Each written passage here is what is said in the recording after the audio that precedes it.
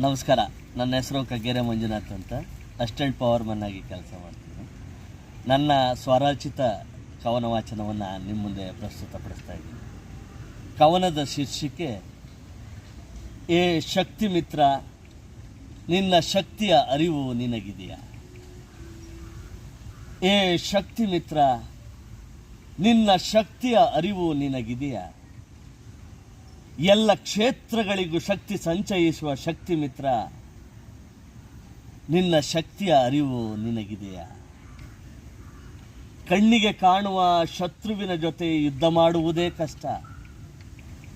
ಕಣ್ಣಿಗೆ ಕಾಣದ ಶತ್ರುವಿನ ಜೊತೆ ಯುದ್ಧ ಮಾಡುತ್ತಿರುವ ಮುಗ್ಧ ನೀನು.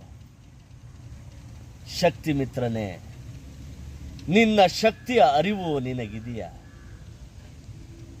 ಹಸಿರ ಉಸಿರ ಸಮವಸ್ತ್ರವ ಧರಿಸುವ ಶಿಸ್ತಿನ ಸಿಪಾಯಿಯೇ,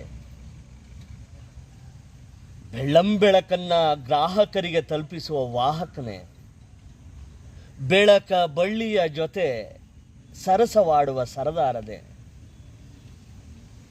ಮುಟ್ಟಿದ ಕೂಡಲೇ ಸುಟ್ಟು ಕರಕಲಾಗಿಸುವ ವಿದ್ಯುತ್ ತಂತಿಯ ಮಿತ್ರನೇ. ಶಕ್ತಿ ಮಿತ್ರನೇ, ನಿನ್ನ ಶಕ್ತಿಯ ಅರಿವು ನಿನಗಿದೆಯಾ? ವಿದ್ಯುತ್ ತಂತಿಯ ಉರಿಯೊಳಗೆ ಉರಿದವನು ನೀನು. ಒಳ್ಳೆಯ ಕೆಟ್ಟ ಜನರ ನಡುವೆ ಕೊತನೆ ಖುದ್ದು ಜೀವ ತೇಯುತ್ತಿರುವ ಶಕ್ತಿ ಮಿತ್ರ, ನಿನ್ನ ಶಕ್ತಿಯ ನೆನಪು ನಿನಗಿದೆಯಾ?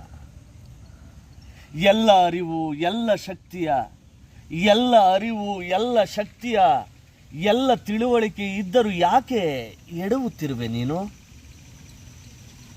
ನಿನ್ನ ಸಹಸ್ರ ತರುಣ ಶಕ್ತಿ ಮಿತ್ರರಲ್ಲಿ ಸಹಸ್ರ ಶಕ್ತಿ ಮಿತ್ರರನ್ನು ಕಳೆದುಕೊಂಡಿರುವೆ.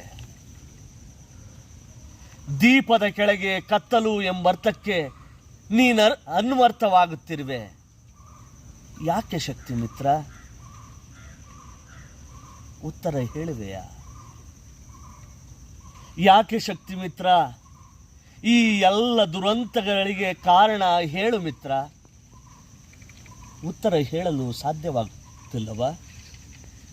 ಇದಕ್ಕೆಲ್ಲ ಕಾರಣ ನಿನ್ನ ಮಾನಸಿಕ ಸ್ಥಿತಿಯ, ನಿನ್ನ ಅತಿಯಾದ ಆತ್ಮವಿಶ್ವಾಸವ, ನಿನ್ನ ಅಧಿಕಾರಿಗಳ ಒತ್ತಡವ?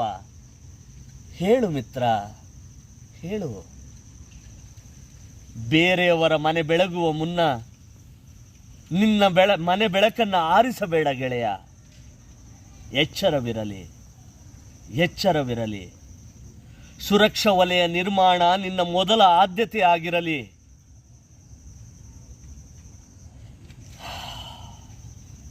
ನಿನ್ನ ಉಸಿರಿರುವ ತನಕ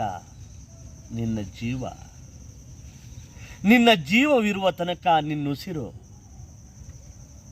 ನಿನ್ನ ಉಸಿರನ್ನು ನೀನೇ ಕಾಪಾಡಿಕೊಳ್ಳದಿದ್ದರೆ ಇನ್ಯಾರು ಕಾಪಾಡ್ಕೊಳ್ತಾರೆ?